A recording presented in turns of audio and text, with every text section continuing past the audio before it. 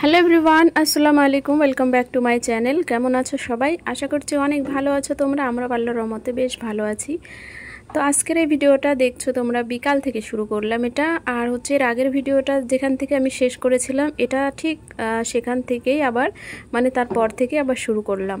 তো বিকালবেলা এই যে আমি এখন বাড়িতে যাব, তার জন্য আমার ননদ আমাকে পেয়ারা পেড়ে দিচ্ছে। তো ও কিছুটা পেয়ারা পাড়ার পর ওর ভাই ওকে বলছে যে আমি পেড়ে দিচ্ছি।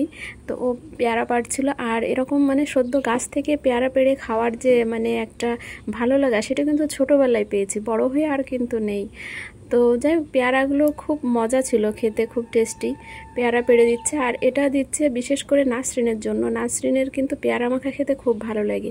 পেয়ারা মাখা, তারপরে হচ্ছে কুল মাখা, আম মাখা, যেটাই বলো না কেন, এইসব মাখামাখি খেতে ওর খুব ভালো লাগে। আর এই যে একটা মানে ভালো লাগা, এটা কিন্তু ওর ফুম্মাদের মতোই হয়েছে, ওর ফুম্মাও এরকম। তো এখানে যে অনেকগুলো পেয়ারা, আর এই ডালটা ভেঙে গেছিলো, তো ওটা ও ছিঁড়ে ফেললো। এই ডালে অনেক পেয়ারা ছিল, আমরা কিছুটা নিয়ে যাচ্ছি পেড়ে। আর হচ্ছে আরেকটা মজার জিনিস, সেটা দেখাবো। অনেক ছোটোবেলায় ওই জিনিসটা আমি খেতাম। আমার মাদের বাড়ির পাশে যে আমার কাকিমারা, তো ওনাদের বাড়িতে থাকতো। তো এখানে হঠাৎ ওটা দেখতে পেয়ে আমার কেমন যেন একটু লোভ লেগে গেল। তো আমি আমার ননদকে বললাম যে ওগুলো আমি নেব, একটু আমাকে মানে গোছগাছ করে দাও আর কি। তো এই যে এই পাতাটা তোমরা দেখতে পাচ্ছ, এটা কিন্তু টক শাক বলে। বাংলাদেশের যে কাকিগুলো আছে না, ওনারা টক শাক বলে। আমাদের এখানে এটার কি নাম, নিশ্চয়ই কোনো নাম আছে, তবে আমার জানা নেই। তো টক শাক বলেই পরিচিত। আর এগুলো ও ছিঁড়ে দিচ্ছে, খুব সুন্দর হয়েছে, পাতাগুলো অনেক হয়েছে।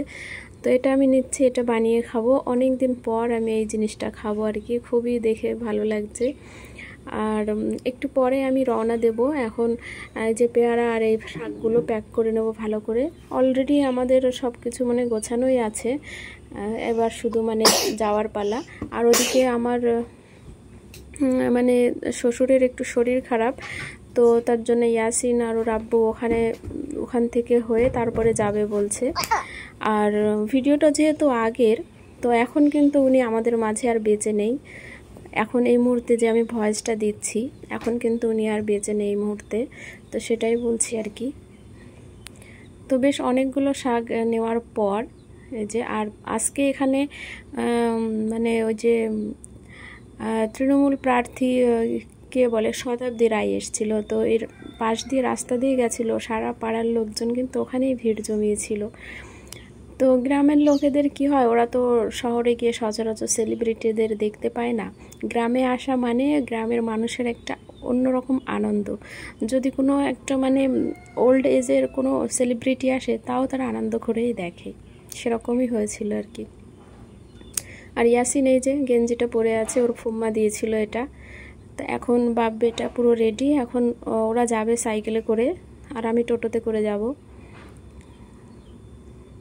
ইয়াসিনের গায়ে গেঞ্জিটাও বেশ ভালো মানিয়েছে, তবে আমি সবসময় চেষ্টা করি লাল কালার বাদ দিয়ে কেনার জন্য, কিন্তু অন্য কালারের এই সাইজের আর গেঞ্জি ছিল না, সেজন্য এটাই নিতে হলো। এই যে এবার দুজন যাচ্ছে, এখান থেকে খুব বেশি দূরত্বে না।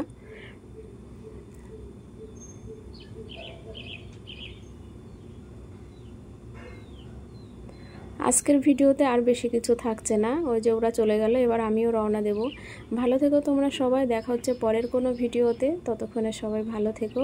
আর আমি এই নামে যে পেজটা বানিয়েছিলাম, সেই পেজটা এখনও বর্তমান আছে, তবে তোমরা যদি চাও আমার এই ইউটিউব নামেরই একটা পেজ আছে, ফেসবুক পেজ, সেটা তোমরা ফলো করতে পারো।